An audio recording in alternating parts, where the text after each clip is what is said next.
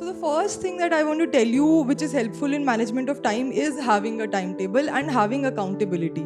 Second thing you need to do is not be depressed. Do we start CSAT right from day one? उसके बाद maths अलग है, reasoning अलग है, comprehensions अलग हैं. But if you are like extreme starter, तो I will से कि थोड़ा सा NCERTs पे फोकस करो, बेसिक बुक्स पढ़ लो एक बार. आपने ग्रेजुएशन किया है, यही ज़रूरी है एग्ज़ाम के लिए. Importance of self notes and how to make self notes. My plan 2.0 post prelims, when I failed the first prelims, what were the changes that I made? Second, going through the questions twice so as not to miss the keywords like not correct. Applying common sense and not underestimating your daily observations.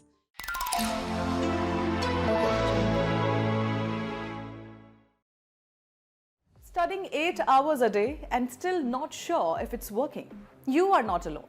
Hard work is important. But in UPSC, effort without direction is burnout without results.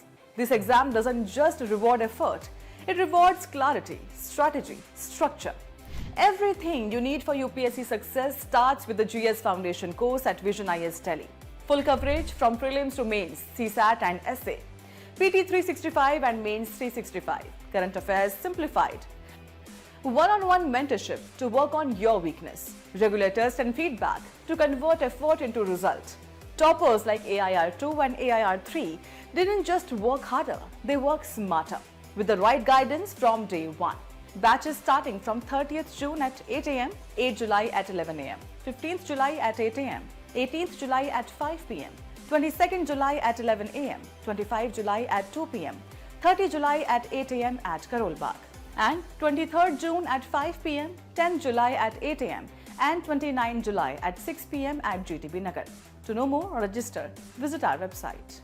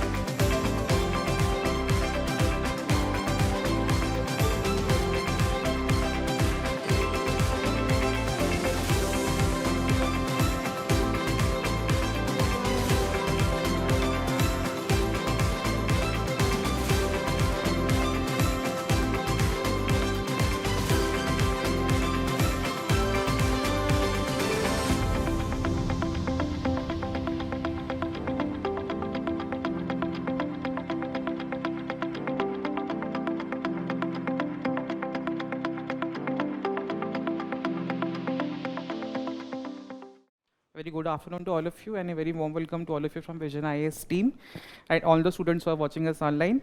Today we have, and we are very much honored to have a very inspiring personality with us, Garima Singla ma'am with us. Yeah, very Singla ma'am with us. So she is currently an Indian Administrative Officer serving in the Ayodhya district. And she has secured an honor rank of 3 in her 2021 UPSC attempt. Her journey is again not just a tale of stories, but also a truly inspiring one, a lot of determination, hard work, and perseverance in this journey. How do I know this? Because she has recently recently released a book, and which is very widely appreciated book, which is How I Topped the UPSC and How You Can Too, which is again talking about all the behind the scenes which we do not know, and what exactly is the journey all about, what all it takes, and how she has been in the journey. All her experiences are there in this book, right?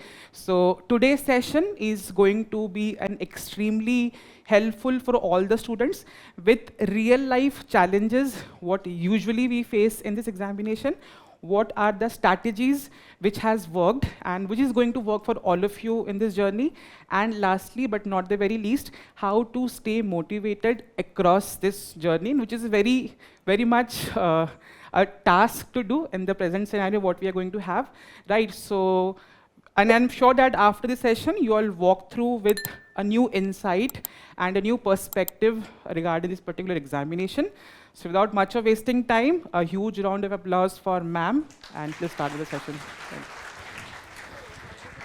So what we are going to do, she will share her journey, her experiences, and towards the end, we have a quick Q&A session. And how we are going to do that, you're going to raise your hands, and again, we'll pass on the mic, and then you can ask your respective queries. And few of them, because ma'am has got some signed copies of books with her, so we are going to give them, and again, that would be on discretion of ma'am altogether, right? So without much of wasting time, let's begin. Thank you, ma'am. So hello everyone. First of all, it's very nice to see the happy faces. So first of all, it's extremely nice to be here again after 2-3 years and to see fresh faces, enthusiastic faces. And show of hands, how many are writing mains this year? Or is it like all a new batch? Great. And how many have given the exam before? Okay. So fresh batch, very nice. So I think a lot of questions you might be having.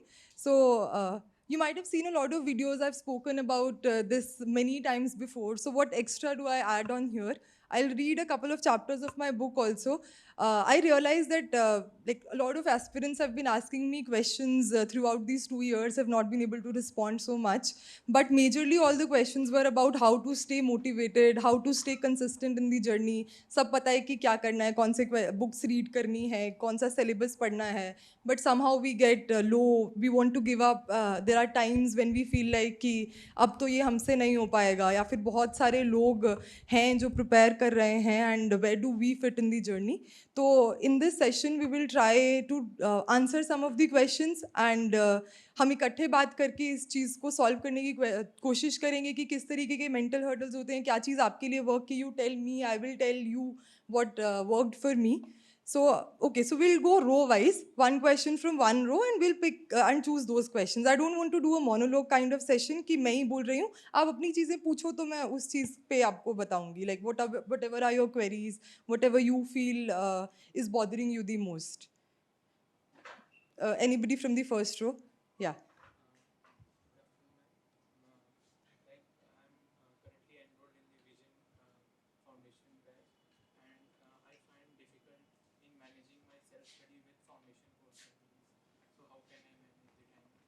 Okay, so his question is very relevant. It's about managing the timing along with the foundation course that you are doing, and how do you like start with the like managing the time. Yeah, so I think मैंने भी पहले 1 साल में बहुत struggle किया. मैं काफ़ी पढ़ाई करने की कोशिश करती थी, but at the end of the day I always used to be very guilty कि मैंने कुछ कम किया है, शायद मैं उतना ज़्यादा effort नहीं कर रही हूँ जितना मुझे करना चाहिए. और इसीलिए आई थिंक मेरा जो प्रीलिम्स फेल हुआ उसका एक रीज़न वाज आल्सो कि A, too much of guilt every single day, so no satisfaction, and B, I did not know कि मैं एक्चुअल में कितना कर रही हूँ, जो ये मैनेजमेंट ऑफ टाइम वाली चीज़ है. तो ये there's a chapter in the book which talks about time management, so I'll just read a couple of lines from it. Okay, so there's this third chapter. How many hours of study do you need? A sneak peek into my timetable. So the first thing that I want to tell you, which is helpful in management of time, is having a timetable and having accountability. Timetable का मतलब ये नहीं है that you write आपका question answer करने के लिए कि आज मुझे इतने chapters complete करने हैं या मुझे आज ये वाला सिलेबस पूरा करना ही करना है. इट्स अबाउट नोइंग कि आपने कितना प्रोडक्टिव आवर्स ऑफ टाइम दिया अपने काम को. फॉर एग्जाम्पल आप कोचिंग के लिए आ रहे हो, you know that you have those 5 hours where you are spending in the coaching classes. 24 में से वो 5 माइनस किए, फिर उसके बाद 8 hours या 7.5 hours whatever your sleep cycle is, उसको माइनस किया. So you have some chunk of time left. Now you need to know where that time is going. So if you have 12 hours at your disposal, अगर आप 1 घंटा ऐसे कभी चाय की दुकान पे बैठ के लोगों के साथ गप्पे मारने में वेस्ट कर रहे हो, and you don't understand that that time is getting wasted, you will never be able to plan it well, and you will always feel you have crunch of time. But at the end, it's you who is wasting the time in small bits and pieces, and that is accumulating to hours. And when you accumulate it across years, तो वो बहुत ज़्यादा hours of time wastage हो जाता है. So first thing you need to do is be aware where your time is going. Second thing you need to do is not be depressed that you are spending so much time on things maybe which are not worth it. Just to pick up the loopholes and एक करके solve करो. जैसे for example अगर आप tea break 5 to 5:30 ले रहे हो और आपको लग रहा है कि 30 मिनट्स की आप ज़्यादा कर देते हो, या किसी दोस्त के साथ बैठे हो और टाइम का पता ही नहीं चल रहा कि 15 मिनट्स है या 20 मिनट्स है, तो you short it down, you right it down कि मेरा अगर टी ब्रेक है तो वो 20 मिनट्स ही है. Doesn't matter if I am talking to a friend और a family member unless and until it's an emergency, that 20 minutes will not become 25 minutes. But वो पता कैसे लगेगा जब एक वॉच हैंड में होगी और जब आपने लिखा होगा अपने टाइम टेबल पे कि this is my break time. So this is how you can manage both the things very well along with your coaching classes. Then you can go have some rest and make the timetable according to your schedule where you don't burn out also. And it can vary from one person to person. किसी के लिए ये हो सकता है कि coaching के बाद 1 घंटे का रेस्ट ज़रूरी है, किसी के लिए 2 घंटे का रेस्ट ज़रूरी है, तो उस चीज़ पे आप कॉम्प्रोमाइज़ मत कीजिए. मेंटल रेस्ट जितना ज़रूरी है उतना कुछ भी नहीं है. तो it's good that you sleep for 2 hours if you want, but उसके बाद when you wake up fresh then you give your 100%. उसको 1 hour में मत कंप्लीट करो, बट 2 hours के बाद जो भी चीज़ें कर रहे हो उनका टाइम आप थोड़ा थोड़ा जो है वो कट करना स्टार्ट करो. I hope it answers the question. या सेकेंड रो एनीबडी? हाँ जी. Hello, App. My question was about CSAT. So, do we start CSAT right from day one as non-math students? Or given the fact that it has not been started in our coaching, so what's the direction in the first place? Because whenever I sit for CSAT, I'm always confused. What is CSAT? Like, where to start from, right? So that is my question. Okay, a very good question. I might not be the best person to answer it, but still I will try because I had my graduation in BTech and I had maths also till 12th. So it was not that much of a problem. And after 21, the CSAT exam has become very tough. During my time, it was not that tough कि हमें उसके लिए extra effort डालने की ज़रूरत पड़ती थी. But I think what you can do is pick previous year question papers first of all. Know the level of the exam, specifically after 2021. 2020 के बाद जब से एग्जाम टफ हो रहा है, so you will know what the syllabus is, what is the pattern of the CSAT exam. उसके बाद maths अलग है, रीजनिंग अलग है, कॉम्प्रीहेंशंस अलग हैं. Tell me if I am wrong, मतलब अगर रिसेंट ईयर्स में पैटर्न और ज़्यादा चेंज हो गया तो please update me, but I think this is the pattern of the exam. तो इन तीनों में maths is one thing which is practice. So you have any book, any CSAT का किताब कोई भी उठा लो, उसमें रोज़ प्रैक्टिस करो फॉर 10-15 मिनट्स. एंड अगर आप रोज़ करते रहोगे तो I don't think it will be a problem for you. वो एक क्यूमुलेटिव इफेक्ट होगा जो at the end of the year it will be huge. Comprehensions के लिए what I did was previous year question papers जब मैंने देखे तो उसमें I used to solve them on my own. कई बार वो आंसर्स गलत भी होते थे, कई बार सही होते थे, और जो गलत होते थे I use to match it with the UPSC का आंसर की एंड सी कि उनका थॉट प्रोसेस क्या है, वो किस तरह के आंसर को सही मान रहे हैं. बिकॉज कॉम्प्रीहेंशंस जो हैं वो they tend to become a little subjective at time as well, कि हमें लगता है कि नहीं might this might also be fine and this also. जब 2 ऑप्शंस में कन्फ्यूजन रहता है तो यूपीएससी का प्रीवियस ईयर आंसर की इज हेल्प अ लॉट कि what is there thought process, किस तरह के आंसर्स को वो सही मान रहे हैं. So that can be your second strategy. And third is giving 15-20 minutes on a daily basis, and when prelims come near, give it like full 1-2 hours and give mock papers of CSAT as well, which I couldn't do a lot, but now is the necessity of the hour. Yeah. Third row. I would want a girl aspirant to ask the question since we've had 2 questions from the... If no one in the third row, she wanted to ask a question, so yeah. So ma'am, how did you keep track record of all the current affairs like while the time you were preparing for it? As in, I face a lot of difficulty in this regard, as in I haven't completed my static portion, so the current affairs part is a little tacky as of now. So as in, how to make notes, like to make notes every day regarding different topics in news, or once I'm done with my syllabus, then I have a look at these. Okay, very good question. Current affairs एक ऐसा part of the exam है which is huge. मतलब current affairs includes everything whatever is going on across the world. So what I use to do was 1.5 hours of newspaper reading daily and be consistent with it. Do not think that any material can replace the newspapers. And पहले maybe it will take you 2 hours, 2.5 hours, 3 hours also to understand the newspaper because we are not habitual of reading newspapers. So it's okay. Do not pressurize yourself to reduce that time.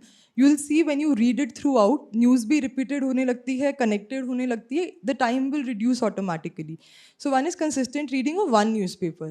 It's not necessary कि 3-4 newspapers खोल के बैठे हुए, एक newspaper को अच्छे से पढ़ो. And secondly, be very thorough with the syllabus of UPSC and relate the syllabus with the current affairs. So you should be at a point towards the end of the preparation जहाँ आपको लगे कि अच्छा syllabus में ये चीज़ है, newspaper में आज ये रिपोर्ट आई है तो मे बी ये GS में मैं कोट कर सकती हूँ या प्रीलिम्स में मे बी इसके तरीके का कोई क्वेश्चन आ सकता है which I can answer.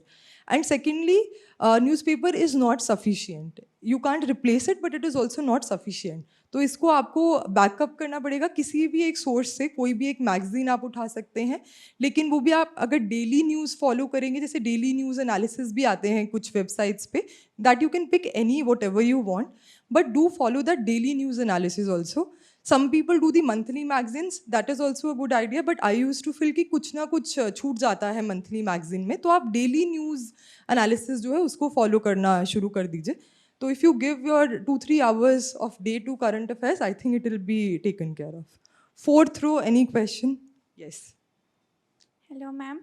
Our foundation course has just started. So when should we start our optional, like spend a few time with foundation course and understand that then we will start, or we can start now? Your choice completely. How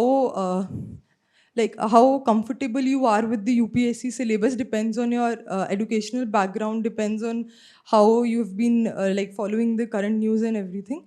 But if you are like a extreme starter, तो I'll say कि थोड़ा सा NCERTs पे focus करो, basic books पढ़ लो एक बार, समझ में आने लग जाएंगी चीज़ें, then you can start with your optional exam as well. क्योंकि अभी एकदम से दोनों चीज़ें आप parallelly start करेंगे तो might get a little tough. So give like 2.5 months to the basic syllabus GS का you do, and then whatever optional you've picked, then you can start alongside that. Ma'am, NCERT is also not completed. So along with the subjects which are started, so how to manage NCERT also, because 2-3 subjects are simultaneously going on. So with which NCERT and syllabus? So you make your own schedule for the book reading thing.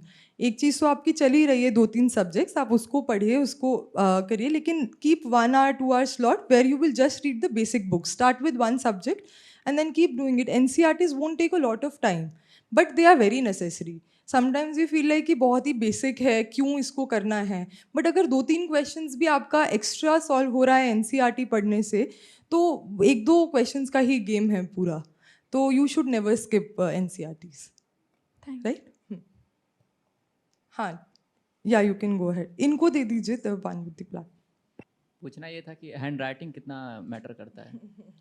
Okay, सो उतना बस कि सामने वाले को पढ़ने में आ जाए. ऐसा मत लिखना कि जो कोई पढ़ रहा है तो आपको उनको लग रहा है कि कीड़े मकोड़ा चल रहा है पेपर पे. सिर्फ उतना इम्पॉर्टेंट है कि अगर मैं पढ़ रही हूँ, 3-4 अपने दोस्तों को बैठा के बोल देना एक बार पढ़ के सुनाओ. अगर वो पढ़ के सुना दे रहे हैं तो उतना ही इम्पॉर्टेंट है बस. उस पर एक्स्ट्रा कर्सिव राइटिंग और ये सब की ज़रूरत नहीं है. ठीक है. और ग्रेजुएशन आपने कहाँ से किया, ये मैटर करता है क्या? नहीं, बिल्कुल भी नहीं. आपने ग्रेजुएशन किया है, यही ज़रूरी है एग्ज़ाम के लिए, लेकिन कहाँ से किया है वो बिल्कुल ज़रूरी नहीं है. तो वो आप इवन इफ़ यू फील कि आपने वहाँ पे थोड़ा चूक गए तो कोई दिक्कत नहीं है, अब आप उसको कर सकते हैं. अब एक रो पीछे चले जाए, इस रो में से 2 क्वेश्चंस हो गए तो टाइम बचेगा तो विल टेक योर क्वेश्चन. ठीक है, पक्का से. Ma'am, hi ma'am. Importance of self notes and how to make self notes. Okay, इसके लिए मैंने पहले भी बोला था कि मैं एक चैप्टर पढ़ देती हूँ, बट आई थिंक इसके लिए I have written 1 chapter, so I'll just write. Okay, so we can do the reading thing later also, but to answer your question, and then I got 1 chapter on how to read the newspapers effectively, तो वो भी मैं एक बार पढ़ दूँगी आपके लिए. हाँ, self notes are very important but not at the initial phase. अभी आप क्या करोगे कि आप हर चीज़ लिखने लग जाओगे. आपको जो भी मिलेगा आप उसको नोट डाउन करते रहोगे. आप पूरा न्यूज़पेपर छाप डालोगे और फिर वो रजिस्टर्स ऐसे के ऐसे ही रह जाएंगे. तो अभी your motive should be to understand things. जो छोटी छोटी चीज़ें हैं, न्यूआंसेस हैं इस एग्ज़ाम के, उसको आप समझने पे फोकस कीजिए. When the exam is near then you make your notes which are effective and which are very small also. ऐसा नहीं होना चाहिए कि पूरा किताब उतार दिया है. नोट्स का मतलब ही ये है कि आप उन तक जाओ तो यू नो दी बैकग्राउंड. वो तभी होगा जब एक किताब को 20 बार पढ़ रखा होगा और फिर उसके शॉर्ट नोट्स बनाओगे अपने लिए. मतलब I personally never made short notes for my books. जो बुक में चीज़ें दी हुई थी उनके लिए I used to use the highlighter. I used to make notes for newspapers. बिल्कुल एंड में जाके जब मुझे सिलेबस की एकदम क्लैरिटी आ गई थी कि हाँ इस सिलेबस में मैं ये यूज़ कर सकती हूँ. मेंस के लिए I made my notes and थोड़ा बहुत सोशियोलॉजी मेरा ऑप्शनल था उसके लिए आई मेड द नोट्स. तो crisp short notes but and with in indexing. Indexing is very important. वरना लिख रहे हो क्या पता है कि कौन सी चीज़ कहाँ पे है. In the end when you want to go through some topic कि इस टॉपिक का मुझे कुछ मटेरियल चाहिए तो you will be very confuse कि लिखा कहाँ है. 1 साल हो गया है आपको वो लिखते हुए. तो इंडेक्सिंग इज़ वेरी इंपॉर्टेंट कि इस पेज नंबर पे हमने इस चीज़ के रिलेटेड लिखा है. एंड ट्राई करो कि next time when you go to the newspaper और any substance you find with respect to that particular point तो उसी पेज पे चाहे एक्स्ट्रा पेज स्टेपल करके लगा लो ताकि वो एक जगह पे आपका रहे वो चीज़. And in the middle, we'll read one chapter, how to read the newspapers effectively. You can't do without newspapers in an exam like UPSC. I made the mistake of ignoring and bypassing them in my first attempt, which was a failure. No news analysis can compensate for the newspapers. Newspapers can be read in multiple ways, and in the UPSC, you must read your newspaper in different ways for all the 3 stages. For the prelims, the key area to focus on are facts, data points, terms, especially for economics, and the static background behind the current news. You need to explore these points in detail. Say you read an article that mentions a particular tribal movement from the period of freedom struggle. तो do you get the point. For example अगर कोई tribal movement mention कर रहे हैं तो you need to be thorough with the data points when you are prepare like if prelims is your goal. Newspapers might not elaborate on it, but it becomes your duty to explore it further and prepare all the relevant questions that could be framed out of the topic for the prelims. This is very important. So in the current years, what is happening is कि जो newspaper में जितना mentioned है UPSC उसमें से नहीं पूछता है. उसी टॉपिक में से ऐसी चीज़ पूछेगा जो शायद उस न्यूज़पेपर में नहीं है, to just see how curious you are. For example उन्होंने कुछ फ्रीडम स्ट्रगल आपकी 1857 के रिवोल्ट के बारे में कोई एक आर्टिकल आया तो आपने बस उतना पढ़ लिया 1857 में शुरू हुआ ये मेन जगहें थी. But they picked up a place which was not mentioned in the books. Now it's your duty to Google it, read further about it because question will not come from the year और from that freedom struggle का वो वाली चीज़ but उसकी details में से कहीं आ जाएगा. So I use to do that thing. That depends on your curiosity and how much you want to explore further. If it is covered in the daily news analysis you follow, well and good. Otherwise, make sure to Google it further and make a small note. In a newspaper that is relevant, in a newspaper what is relevant and what is not is a question that troubles many candidates. The only way out of this dilemma is to look at the questions from the previous years, which give you an idea about the frequently asked topics and how in-depth your preparation should be. Also for the prelims, anything that you study in the static book must be correlated with the current news. For the mains, the focus must be on analyzing a particular topic from different angles. If there is a topic that can be debated upon, you must understand both the sides of the issues thoroughly and form a balanced opinion. This is very important in mains. आप कभी भी one-sided viewpoint नहीं लिख सकते किसी चीज़ का unless and until they have specifically asked you only one viewpoint कि इसके for ही लिखना है या against ही लिखना है. What is expected out of you as a civil servant is to have a balanced opinion about everything, to know, to weigh the pros and cons and then reach at a conclusion.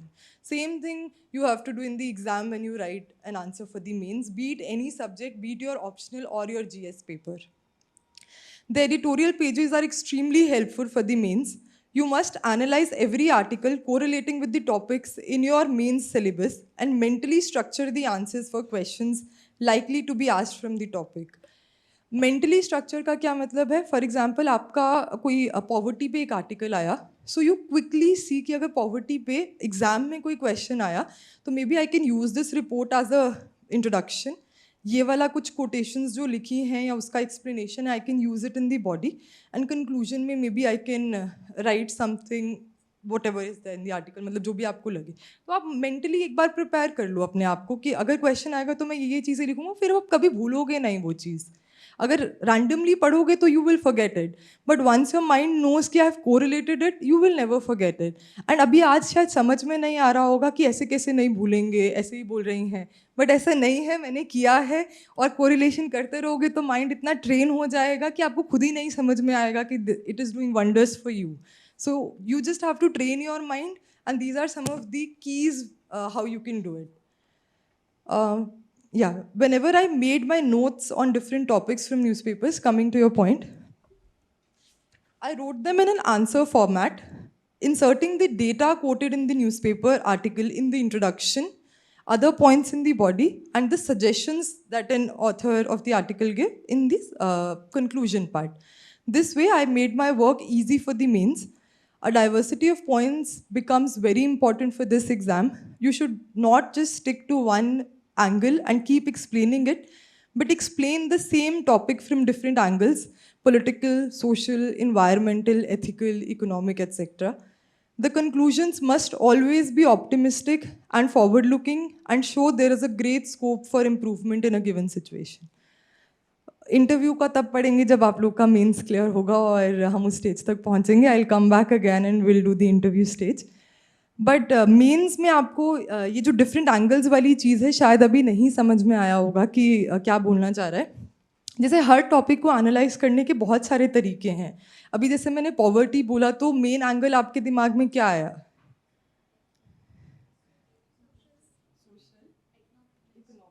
तो majorly social और economic angles आए, but हमने उसका political angle कभी सोचा अपने दिमाग में कि पॉलिटिक्स को कैसे इफेक्ट कर रहा है, या पॉलिटिकल एंगल क्या है, इन्वायरमेंट को कैसे इफेक्ट कर रहा है. आपके पास खाने के लिए पैसे नहीं हैं तो आप क्या ये सोचोगे कि मैं प्लास्टिक ना यूज़ करूँ, जो सस्ती चीज़ है आप वही यूज़ करोगे, या फिर मैं डस्टबिन में डालूँ, डस्टबिन खरीदने के पैसे ही नहीं है तो डस्टबिन में कैसे डालोगे. तो ये वाले सारे एंगल्स आप जब कॉन्शियसली सोचोगे तभी करोगे, नहीं तो जो सामने दिख रहा है इकोनॉमिक और सोशल लिख के आ जाओगे. But when you start relating them with every aspect in and around, and you give it another thought, it is then your answer will become a little different and unique from others. Next question. Your UPSC journey may be filled with challenges, but never find yourself alone in your preparation. March towards mains success with the support of a dedicated mentor, helping you boost your analytical skills, critical thinking, and effective answer writing abilities. A true mentor stands with you, offering psychological and emotional support. Enhance your practice, get strategic revision tips, and enrich your preparation with the Daksha Mains Mentoring Program 2026. Starting from 3rd July, Hindi and English. Benefit from the program offering personalized learning plan based on skills and competencies. Enhanced preparedness for GS subjects including essay and ethics. Development of advanced answer writing skills. Periodic interaction with UPSC toppers for exam insights. Brainstorming sessions for improved critical thinking. Interactive sessions with eminent educationists. Stop struggling alone and extend your hand towards personalized mentoring for UPSC Mains 2026.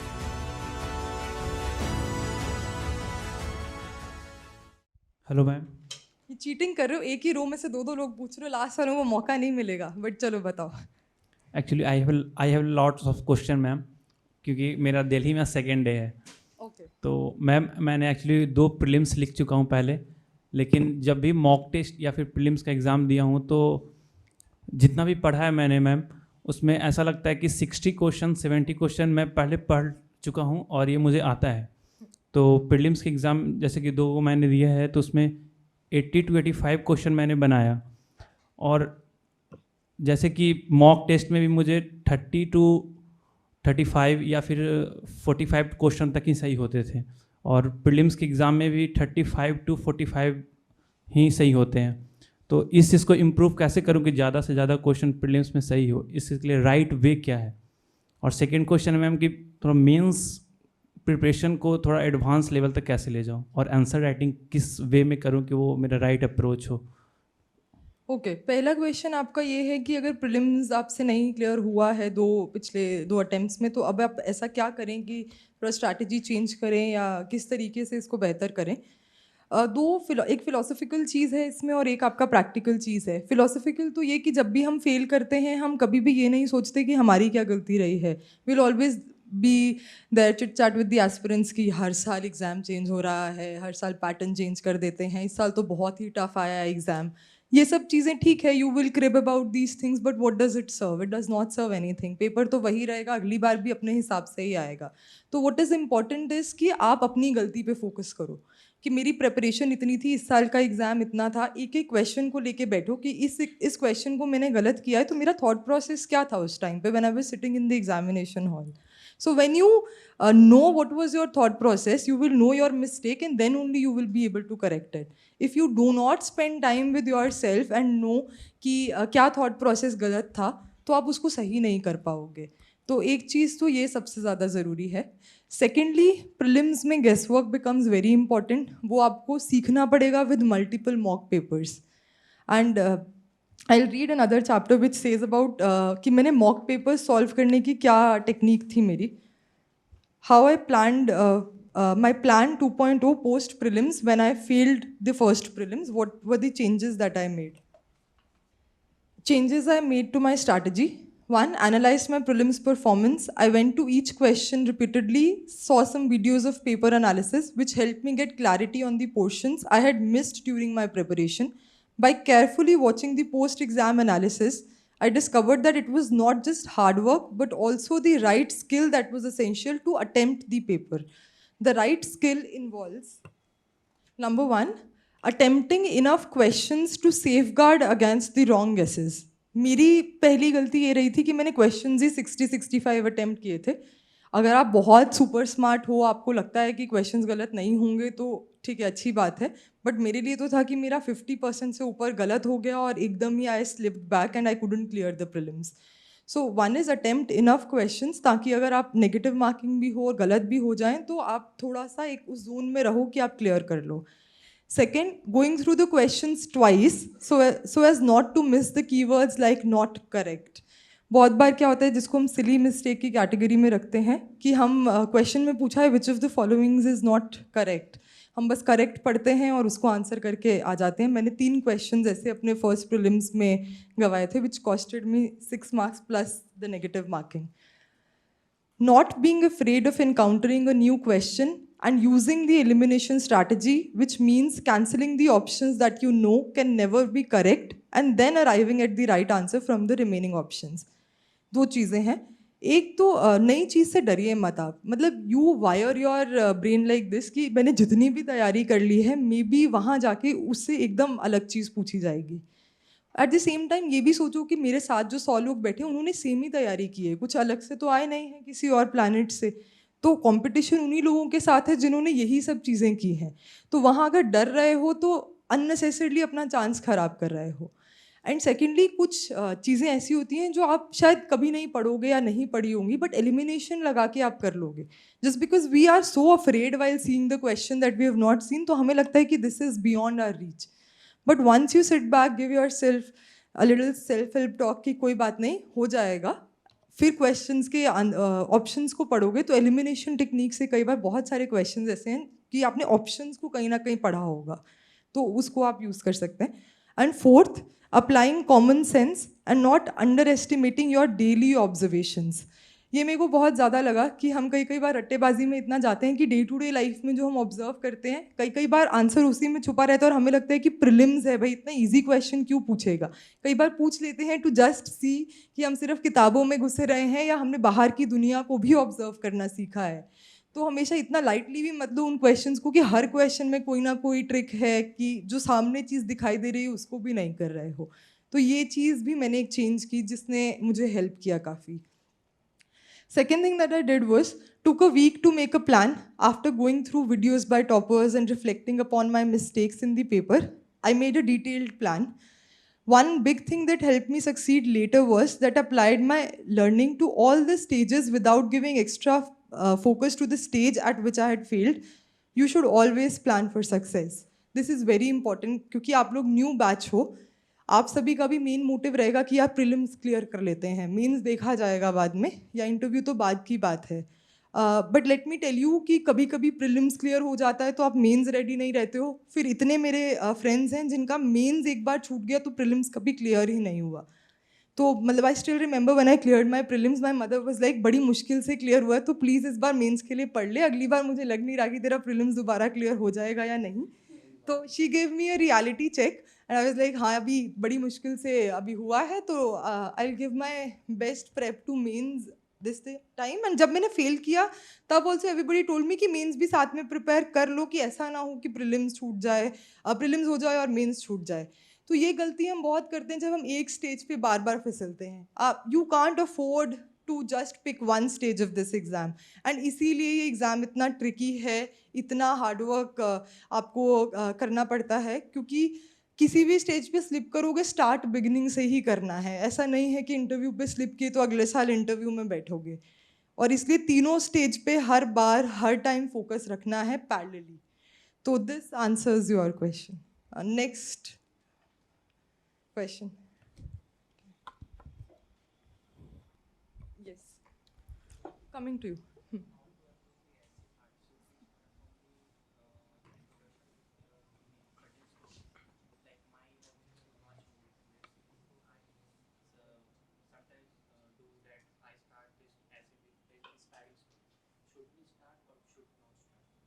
Okay, his question is based is about the essay preparation. He's asking if I can start or I should start the essay introduction with a story or not. My answer to that is start in whatever way you like. If you are into movies and if you can relate that topic there, उसको story way में आप start कर सकते हो तो करो. अगर कोई ऐसा है जिसको story नहीं समझ में आती है लिखनी तो वो ऐसा नहीं है कि he will lose something out of it. There are multiple styles. Do what suits you. So that can be a right approach too. Yes. Hello, ma'am. Ma'am, I want to ask that how to stay motivated throughout the journey, from day one to day end. That's a question that I struggled a lot. Now also I struggle whenever I pick a new hobby or something जिसमें मुझे motivated रहना पड़ता है. कोई short answer नहीं है. First part में बहुत सारी चीज़ें मैंने ऐसी बताई हैं जिन्होंने मुझे help किया है. And first myth I want to break here and what I've also written in the book is that it is not possible to stay motivated 100% of the times all the days. So if you're not motivated on some days, it is okay. Do not go into that guilt कि हम तो ऐसे इंसान हैं जिनसे हो ही नहीं रहा है, हम तो कभी एग्ज़ाम में क्लियर ही नहीं कर सकते हैं. ये देखो इन्होंने तो किया था एग्ज़ाम क्लियर और ये तो हमेशा मोटिवेटेड रहती थी, टॉपर स्टॉक में ये बता के गई हैं ये सब. Believe me, when we clear, we say things कि हमने ऐसे ऐसे किया, but we do not mention the days when we were just lying on the bed. But it's not important कि आप नीचे ना जाएं, लो ना फील करें. इट्स इम्पॉर्टेंट कि आप रीबाउंड कैसे कर रहे हो उस चीज़ से. तो वो टाइम आपको रिड्यूस करना है. अगर आप पहले 5 दिन ले रहे हो उसी गिल्ट में, उससे 4 दिन में आओ, फिर 3 दिन लो, फिर 2 दिन, फिर 1 दिन में अपना बाउंस बैक कीजिए टू योर ओरिजिनल स्केड्यूल. उस चीज़ के लिए एफर्ट लगेगा, कंसिस्टेंसी लगेगी एंड मोटिवेशन के लिए अपने क्यों पे ज़रूर चले जाया करो और जो चीज़ छोड़ के आए हो उधर जाने का ज़रूर सोच लिया करो. For example whenever I used to feel very demotivated, I used to ask myself then what will I do? Will I go back to the job that I left? The answer was कि no, मेरे को नहीं पसंद आई इसीलिए तो I am preparing for the exam. So then I have no option left than to be motivated. And sometimes it's okay to be demotivated and still study. I've written a line in the book which is my favorite. Even if you have headache, even if you feel like crying, you study. You don't let your mind overtake you. वो mind एक बार बोलेगा कि headache हो रहा है रहने देते हैं. अगर आपने उस thought को एक बार give in कर लिया तो that will win over you. But if you sit back, keep studying for 15 minutes, नहीं भी बन रहा concentration, तो 15 मिनट बाद mind will realize कि नहीं, she is determined. I only need to fall back according to her. And these things do not come in 1 week, 2 weeks, 3 weeks. It's a long journey. कभी ना कभी बीच में आपको लगेगा कि आपने ये लेवल अचीव कर लिया है. बट अगर अभी नहीं भी है तो कोई दिक्कत नहीं है. हफ्ते में एक बार नहीं मन किया, आपने थोड़ा ब्रेक ज़्यादा ले लिया, इट्स ओके, कोई बात नहीं. वो धीरे धीरे धीरे पैटर्न बनता जाएगा तो खुद ही आप कम कर दोगे वो चीज़ें करना. Right? Yes. Ma'am, what should be the ideal time to finish the static portion because we cannot completely rely on the foundation course as it may go on till April or May, but we need to switch to prelims from Feb onwards. So what should be the strategy regarding it? Your strategy should be कि maximum time आप दीजिए static portion को, क्योंकि कहीं ना कहीं prelims mains सब चीज़ों में उसका इम्पोर्टेंस बहुत ज़्यादा है.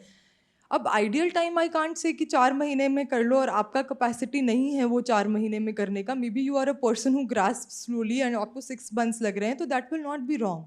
आई विल से जितना जल्दी कंप्लीट कर पाओ उतना अच्छा है. कोई टाइम लिमिट रखोगे तो फिर नहीं कंप्लीट हो पाएगा, तो इसीलिए पूरा साल वेस्ट करोगे कि मैंने तो जल्दी नहीं किया इसको कंप्लीट. लेकिन ये है कि static portion should be something जिसको आप पहले जल्दी से कर लो, क्योंकि एक रीडिंग में तो थोड़ा बहुत समझ में आएगा. इन द नेक्स्ट रीडिंग्स थोड़ा और समझ में आएगा. लास्ट तक जाते जाते चीज़ें याद होनी शुरू होंगी. आपको एक किताब को 15 या 20 बार पढ़ना, उस हिसाब से पढ़ना अभी शुरू करो. 15 to 20 times. अभी बहुत ज़्यादा लग रहा होगा, but yeah you have to do it, and that's when you will get through with the book. 1-2 बार पढ़ लिया और सोच लिया कि भाई बहुत पढ़ लिया हमने, तो हम तो 30 मार्क खानोगे, ऐसा कुछ भी नहीं है.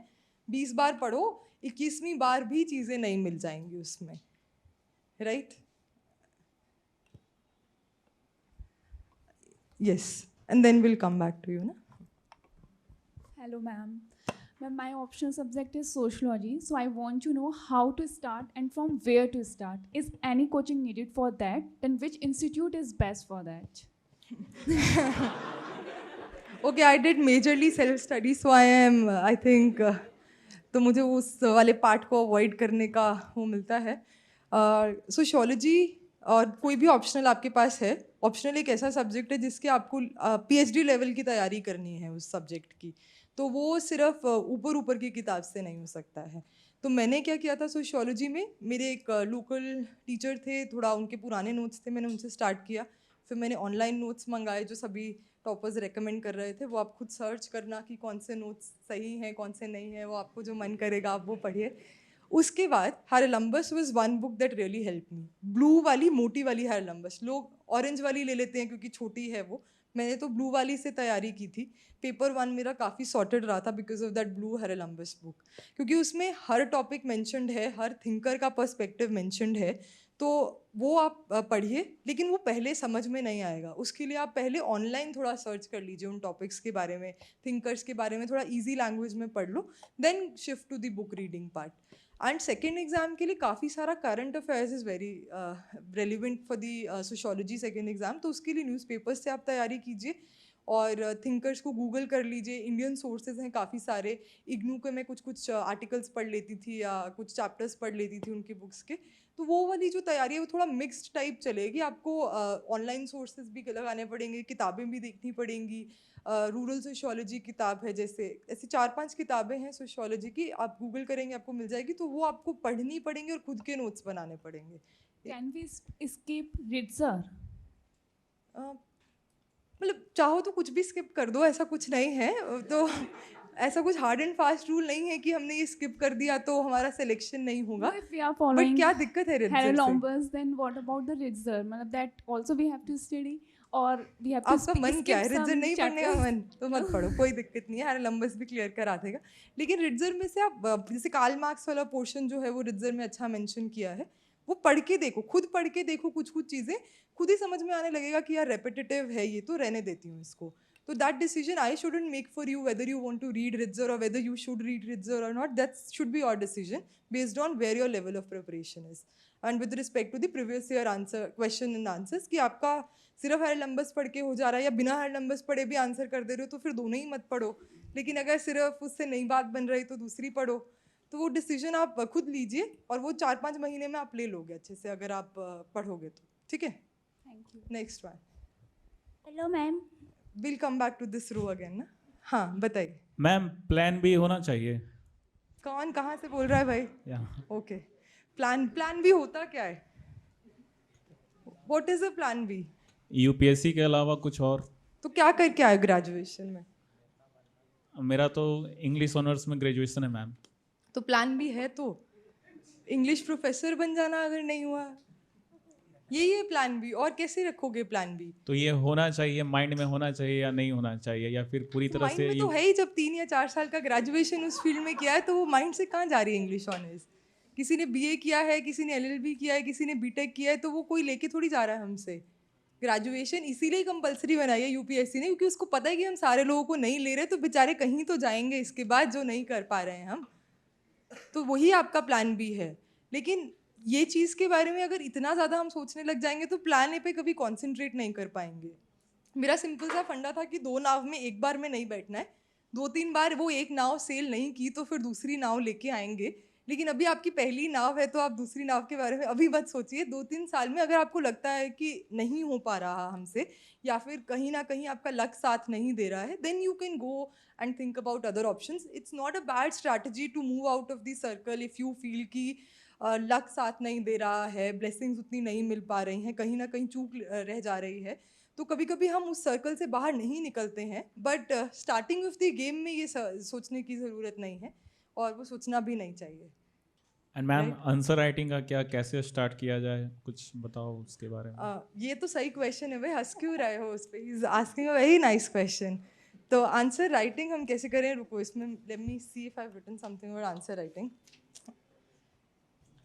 It says how important it is to solve the mock papers. It answers the answer writing wala part also and the prelims wala part as well.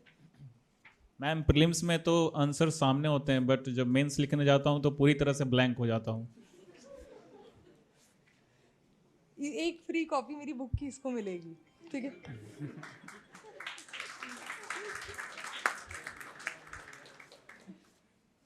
तो अगर आप ब्लैंक हो रहे हैं तो आप एक चीज़ कर सकते हैं कि पहले आप कोई भी आंसर, क्वेश्चन आंसर, पिछले साल का कोई भी टेस्ट पेपर उठाइए जिसके आंसर शीट्स अवेलेबल हों किसी टॉपर की पुरानी, उसमें वो 2 क्वेश्चंस लिखो, आप एकदम ब्लैंक हो, आपको कुछ दिमाग में आएगा कि चलो ठीक है इकोनॉमी पे पूछा है, आप कुछ भी अपने हिसाब से you write a couple of lines और अ पैराग्राफ और something.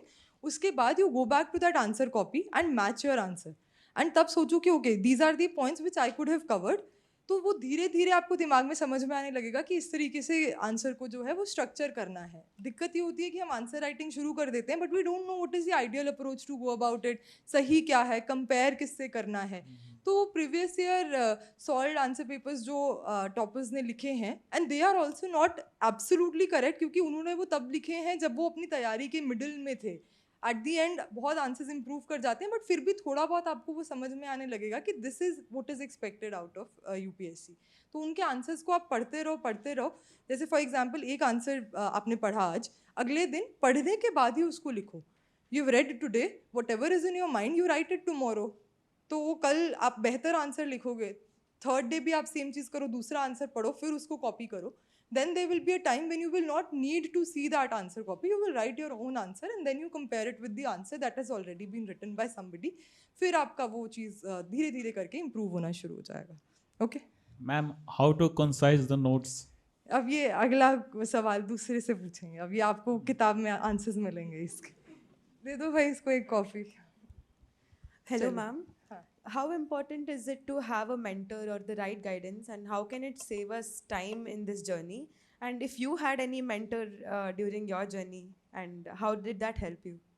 Okay, so for me, my mentor were my parents, and sticking to the UPSC exam, my mentor was my father. He had read all the newspapers with me. He used to mark newspapers for me, and I used to wake up and get a marked newspaper कि अच्छा ये चीज़ें ही मुझे पढ़नी है। तो he did the UPSC preparation with me. So he was the guider, he was my mentor. So I did not need an outside mentor too much. He was enough, and I used to tell him कि आप घर पे पूरा time मेरे को यही देखते रहते हो कि कितना कर लिया, क्या कर लिया, कभी कभी चिल भी करेंगे हम। तो he was there for me, but अगर जैसे आपको ज़रूरत है, I was very out of touch with any other aspirant in my times. My advice to you guys is also do not overflood yourself with a lot of information. हर किसी के साथ बैठ के तुमने क्या पढ़ लिया, तुम्हारा क्या चल रहा है। 2-3 दोस्त हैं, उन्होंने जो पढ़ लिया वो ठीक है, दुनिया और भी बाहर है और कुछ भी चीज़ें पढ़ रही है। You will never be able to know what other person is studying. So why waste our time to listen to the other people? अपने हिसाब से आप अपनी तैयारी कर रहे हो, मॉक पेपर्स आप दे रहे हो, क्लास में आ रहे हो, टीचर्स से इंटरेक्ट कर रहे हो, that should be your self evaluating criteria. तो I hope that answers the question कि मेंटर ज़रूरी भी है, नहीं भी है, आप खुद के मेंटर खुद भी हो सकते हो इस जर्नी में। The ideal version of you versus the version of you that's now. The ideal version of you can be your mentor, कि वहाँ तक पहुँचना है मुझे, जो आपको पता है। और आइडियल चीज़ क्या है वो हम सबको पता है Nobody of us here sitting here who has made the decision to leave everything and come here, no, we know कि what is the ideal thing to do. So that ideal thing can be your mentor. आपको बस उसी के level तक पहुंचना है, right? Thank you, ma'am. Next person.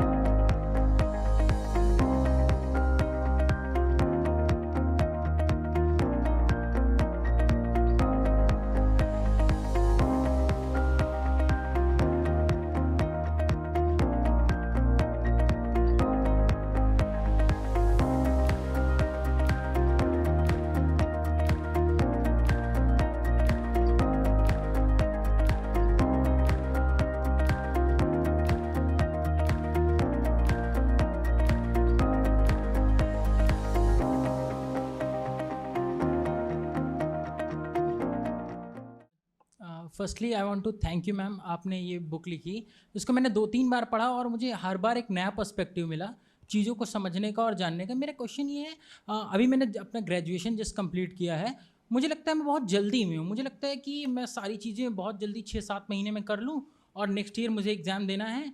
तो ये जल्दी को मैं कैसे चीज़ों को समझ के अपने टाइम को सिलेबस के साथ अलाइन करके आगे कैसे अप्रोच रखूँ अपनी? Okay, so your concern is valid because nobody wants to spend another year in the preparation. You want कि अगर 1 साल है तो इसमें हम maximum चीज़ें कर लें, बट कहीं ना कहीं ये जो जल्दी और अफरा दफरी रहती है, ये कहीं ना कहीं हमारी परफॉर्मेंस को इफ़ेक्ट करती है और मेंटली हमें बहुत इफ़ेक्ट करती है। तो उसके लिए time table really helps, as I said in the first initial few minutes. Time table with respect to also कि इस महीने में आप ये चीज़ कंप्लीट करेंगे, इस महीने में ये टॉपिक कंप्लीट करेंगे, तो एक साल भर का मोटा सा टाइम टेबल आप बना लोगे। उसमें डेली का बनाने की ज़रूरत नहीं है, बट मंथ वाइज तो आप थोड़ा सोच सकते हो कि इतने महीने में मैं प्रीलिम्स कर लूँगा, इतने में मेंस करूँगा, ऑप्शनल के लिए ये टाइम रखा है। तो mentally you will know that everything is taken care of, every subject is being taken care of. For example, अगर आप आज हिस्ट्री पढ़ रहे हो तो मन में ये नहीं रहेगा कि यार ज्योग्राफी छूट रहा है, because you've already taken care of that subject in your timetable कि this month I am going to devote to geography only. So that A helps, and B, आप जितना इस एग्ज़ाम में जल्दी करोगे ना कि जल्दी से सब चीज़ें हो गई, उतना ही ये एग्ज़ाम आपको घुमाता रहता है, उतना ही लेट आप हो जाते हो। तो it's better to take things easy, to know कितना आपकी कैपेसिटी है। 1 साल नहीं 2 साल में क्रैक हो जाएगा, बट क्रैक तो हो रहा है ना eight the end of the day. अगर आप आज जल्दी में उसको एक अटेम्प्ट वेस्ट कर रहे हो, फिर सेकंड अटेम्प्ट में आप उसी चीज़ से जा रहे हो और गलतियां वही दोहरा रहे हो, तो उससे काफ़ी बेहतर है कि आप एक एक्स्ट्रा ईयर ले लो, कोई दिक्कत वाली बात नहीं है उसमें। लेकिन अपने हिसाब से ऐसे करो कि जब चीज़ें समझ में आने लग जाएँ तभी आई विल अपीयर, और अगर तब तक तैयारी नहीं है और मैंने अपीयर किया भी है तो कोई बात नहीं, बाकी की तैयारी आई नो कि ये पोर्शन छूटा हुआ है। So don't rush into things if mentally it's not allowing you to, right? Next question. यहाँ पे there was a question back. Yes, and then we'll come to you. Good afternoon ma'am. मैं जब तक book पढ़ता हूँ तब तक तो मुझे सब याद रहता है, लेकिन after some time I totally blank. Then I what I should do for written? Okay, तो अभी आप कौन सी बुक पढ़ रहे हो? पॉलिटी की पढ़ता हूँ और अभी मॉडर्न हिस्ट्री चल रही है मैम। तो आपको क्या डेट्स याद नहीं रहती हैं या क्या चीज़ याद करने में नहीं दिक्कत? याद होती है। फैक्ट नहीं, तो मतलब जैसे आपको फ्रीडम स्ट्रगल कहाँ से इनिशिएट हुई है याद वो है? सब याद है मैम, जैसे कि वो जो पॉपुलर अपराइजिंग होती है तो उसके लीडर कौन थे, फिर उसको क्यों डिक्लाइन होना पड़ा, वो सब नहीं याद रह पाता है। तो कहीं ना कहीं आप उस किताब को सिर्फ रट्टा मारने के पर्सपेक्टिव से पढ़ रहे हो, समझ नहीं रहे हो। डिक्लाइन क्यों हुआ या किसी चीज़ का राइज क्यों हुआ, ये सब अंडरस्टैंडिंग बेस्ड क्वेश्चंस हैं, ये फैक्ट बेस्ड क्वेश्चंस नहीं हैं। वो अंडरस्टैंडिंग तभी आएगी जब किताब को स्टोरी की तरह पढ़ना शुरू करोगे। अगर सिर्फ फैक्चुअल बेसिस पे ही रहोगे कि मुझे मार्क करके एक एक पॉइंट याद होना चाहिए, वाई इट डिक्लाइन, एक मोटा सा आंसर बनाओ अपने दिमाग में कि अच्छा डिक्लाइन ये 2 कारणों के कारण हुआ, एक कारण छूट भी जा रहा है तो कोई बात नहीं, नेक्स्ट टाइम जब पढ़ोगे तो याद हो जाएगा। एक ही बार में अगर चाह रहे हो, तभी मैंने बोला 15 से 20 बार पढ़ोगे किताब तभी जाके याद होगी। Ma'am I already read 6 times. Okay, तो then you make small notes. आप नोट्स में लिख के चीज़ें याद करने की कोशिश कीजिए, उसमें कुछ गलत नहीं है अगर अभी याद नहीं हो रहा, बस आपको स्ट्रैटेजी चेंज करने की ज़रूरत है। तो आप एक एक चैप्टर पे थोड़ा ज़्यादा टाइम स्पेंड करो, नोट्स लिखो, उसको नोट्स को दोबारा पढ़ो। For example you have read the chapter, now you have written it, 2 घंटे की ब्रेक के बाद you go back to your notes, then try to remember it. और मैम मैंने जीएस का सिलेबस कंप्लीट कर लिया लेकिन कॉन्फिडेंस बिल्ड नहीं कर पा रहा हूँ एग्ज़ाम देने के लिए, तो फिर क्या करूँ? मॉक पेपर्स सॉल्व करो। जीएस के जो आपने सिलेबस कंप्लीट किया है उसको मेंटली सोचो कि आपने पूरा अच्छे से प्रिपेयर कर लिया, आपको चीज़ें याद हैं या नहीं है, रिविजन करो। Revision is very important in this exam. Ma'am तो रिवीजन का स्ट्रैटेजी क्या होगा? कोई बता सकता है यहाँ पे कि रिविजन का क्या स्ट्रैटेजी रहता है?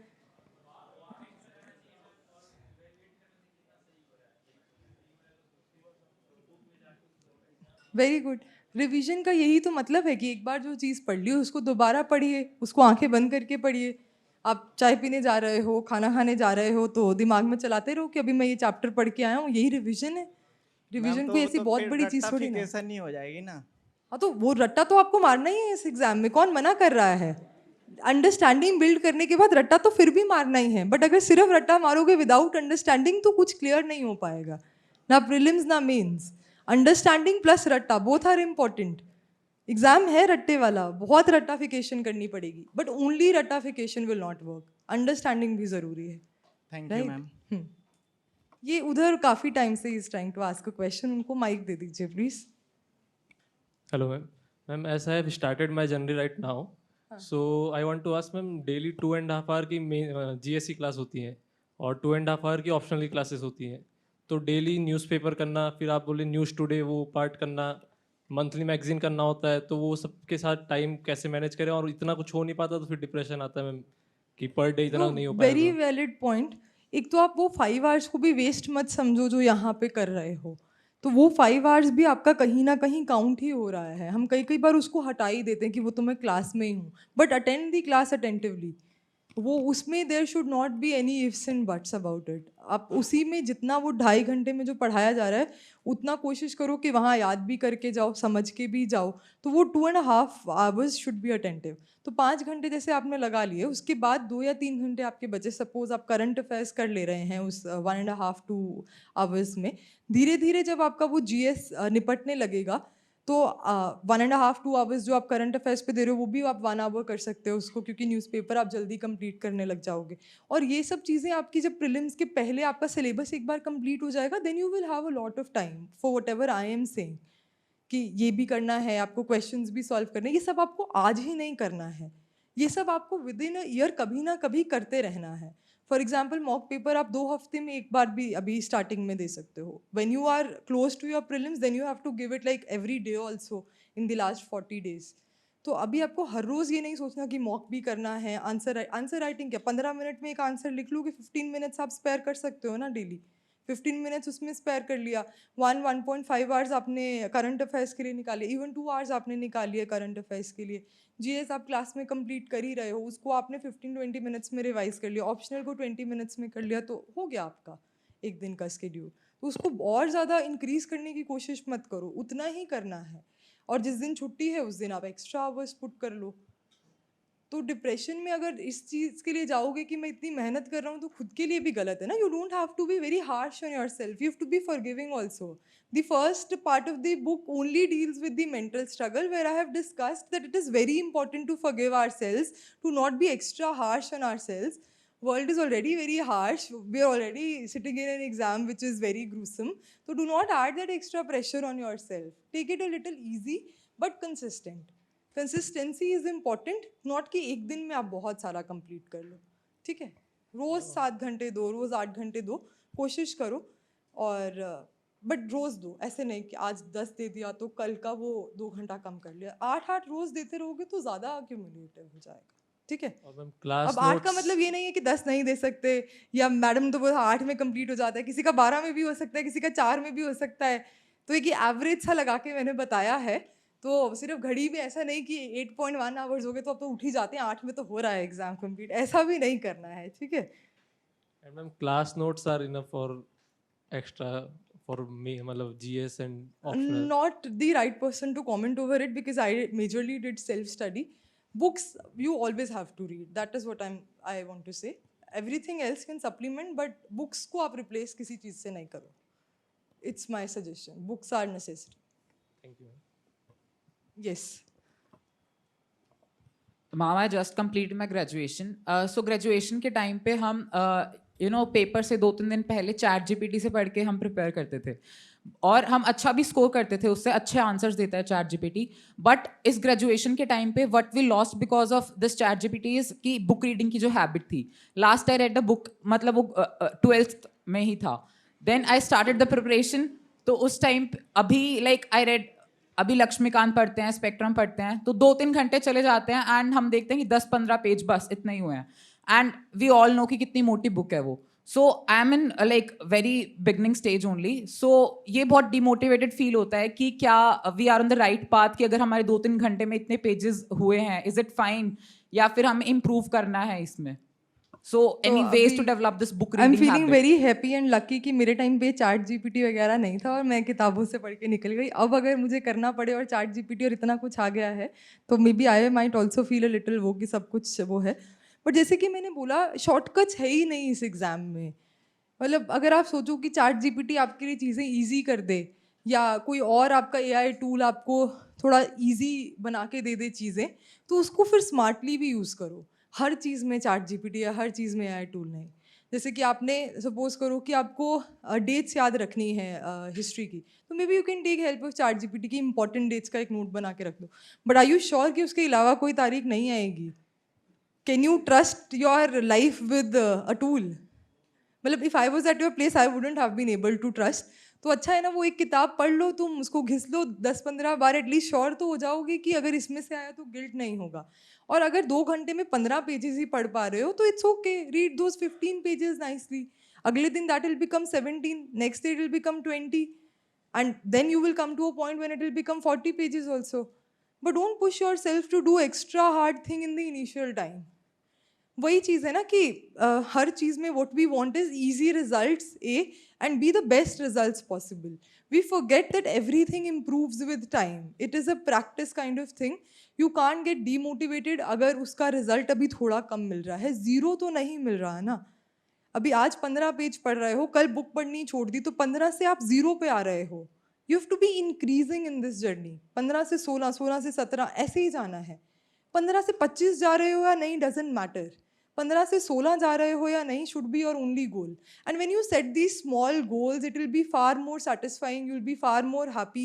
For me, nothing mattered at the end of the day than ticking my calendar कि मैंने आज इतना टाइम सोचा था and I've given it. And अब जो होना एग्जाम का होता रहे, but मैंने आज का अपना काम कर दिया है. And I'm not exaggerating. I'm not saying कि मुझे कभी ऐसा डर नहीं लगता था ये वो. But maximum number of days I used to go to bed very satisfied, very happy because I had just ticked the calendar. तो हर रोज अपने आप को क्यों हमें उन चीज़ों में डालना है? So there's a chapter which speaks about guilt also. I think I should read the chapter related to guilt. It's also one of my favorites because ये चीज़ मुझे बहुत परेशान की है. Guilt of not doing certain things. We tend to be very guilty about every other thing in the exam. When I was preparing for UPSC, guilt always took a toll on me. The guilt of not being able to study enough, the guilt of taking frequent or long breaks, the guilt of wasting a lot of time overthinking, guilt of not being able to help in my family affairs, and the guilt of feeling guilty itself. We spend so much time feeling guilty that we don't realize that it saps our productivity. How I dealt with guilt. How did I deal with it? It was extremely difficult to get rid of overthinking, I must admit. It was tough to bring my mind back to my mission when it crossed many stages of imagination. But you must put a full stop to these thoughts to be able to concentrate on genuinely important things. I made a simple rule for handling guilt. Whenever I feel guilty about something, I analyzed if it was justified or not. What is an unjustified guilt? Guilt that you cannot do anything about is unjustified guilt. If you start paying attention to it, you will compromise on your end goal. Whenever I feel guilty about not being able to talk to my friends during their low times, or whenever I leave in the middle of a serious discussion at home, I knew this guilt was unjustified. Because if I had decided otherwise, I wouldn't have achieved my big dream. Do not fall into this guilt trap as it compromises your end goal. A rule that no one talks about and which to my mind is inevitable is prioritizing yourself and your dreams. There is a stark difference between selfishness and self-priority. Self-priority is vital if you want to achieve success. You need to respect your dreams, your aims, and your time first. Only then will others respect it. Many aspirants feel difficulty in managing their personal relations along with their aims. My advice is to achieve your goals, communicate your priorities very clearly, first to yourself, then to your close friends and your family members. You cannot be emotionally weak if you want to sail through your journey victoriously. You ought to choose yourself and your time over the demand of others. Nobody else will tell you to do so. There's a reason that such journeys take a lot of mental grit, strength, and toughness. You need to be extremely strong and resist all unsaid pressures. Take it this way, your genuine well-wishers will definitely understand the demands of your journey, and the day you achieve your dreams, their happiness will compensate for all the times you were absent. But if you miss your chance, you will regret it your entire life. Your regret and sorrow will invite misery for your loved ones, for whose happiness you compromised with your dreams. So it's a lose-lose game at the end of the day. Sometimes when you know you are not doing enough, it makes you feel guilty, and the guilt is justified. It encourages you to work harder and invest more time and energy in getting closer to your goal. Take that guilt as a stepping stone and aim to get rid of it as soon as possible by working hard on it.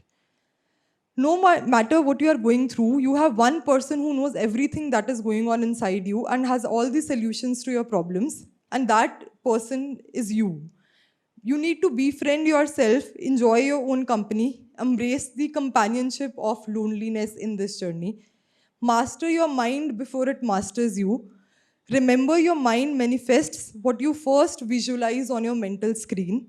In your free time, appreciate your efforts, pat yourself on the back, calm your fears, and send the right messages to your mind. Choose to say again and again, I am blessed as I am doing well and will do better, and avoid saying, I am a failure, I can't do anything. This is very important because of our guilt, we tend to give so much wrong messaging to our own mind. इतना कोई हमें नहीं बोलता है कि आप fail करेंगे जितना हम शायद खुद को ही डेली बेसिस पे बोलते हैं. So you counted the number of times you crib about yourself or you put your mind into that guilt. You need to say positive things to your mind, and believe me, it might be feeling very philosophical, but it does help on a daily basis to have that person who tells you you can do it. While look for it outside, आपको अपने अंदर से भी ये चीज़ें जो है वो बोलनी पड़ेंगी. The right kind of messaging to yourself is essential to complete the package. My habit of positive self-talk really helped me through one crisis while I took my exam. In the 5-day break after writing the 5 GS papers, my health deteriorated. I had severe cold, and it's a true experience. It took a turn for the worse with me developing a serious gut infection the day before the optional exam. I had not eaten anything and was surviving only on lemon water for 2 days. Anyone preparing for the UPSC will know the importance of the optional exam. I knew it was a do or die situation for me. I was extremely low on energy. I was trying to remember a few theories of the important thinkers before the exam, and I went blank. The fear of failing at the very final stage, when I had already written my 5 papers, it was taking a toll over me. The day before the exam, I shut my eyes and just repeated to myself in a loop, I'll be able to give my best tomorrow, and what will determine the results is the actual work I have done all these years, not the revisions that I've skipped the day before. This kind of messaging was really helpful for me because उस situation में आप कुछ और कर ही नहीं सकते हो. Your body is not helping you. You are unable to do anything else. So the only option with you is to कि मुझसे नहीं हो पाएगा, मुझसे नहीं हो रहा है, मैं कर ही नहीं सकता. मतलब it can, मतलब at the end you are just losing. अगर आप ये चीज़ भी बोल रहे हो, versus try giving yourself a positive messaging कि आपने इतना टाइम पढ़ाई किया है. Same goes for prelims. जब हम लोग एकदम कांप जाते हैं देख के कोई नई चीज़, you need to tell yourself कि आपने इतना ज़्यादा पढ़ाई किया है already, तो कहीं ना कहीं वो हार्ड वर्क आपको जो है वो ज़रूर हेल्प करेगा. और उससे कुछ नुकसान नहीं है ना एट दी एंड. अगर आपका उस सेल्फ टॉक से शायद आपका 1-2 क्वेश्चन निकल जा रहा है या आपको पॉजिटिव मैसेजिंग मिल रही है, you never know that you sail through it nicely. Negative चीज़ बोलने से तो वैसे ही आप फेल करेंगे. तो कुछ ऐसा करके देख लो जिससे there is a possibility of maybe winning it even in the situation that you are. So with this, I like to end the session. I hope it was useful and all the very best. Hope to see you guys clearing the exam very soon.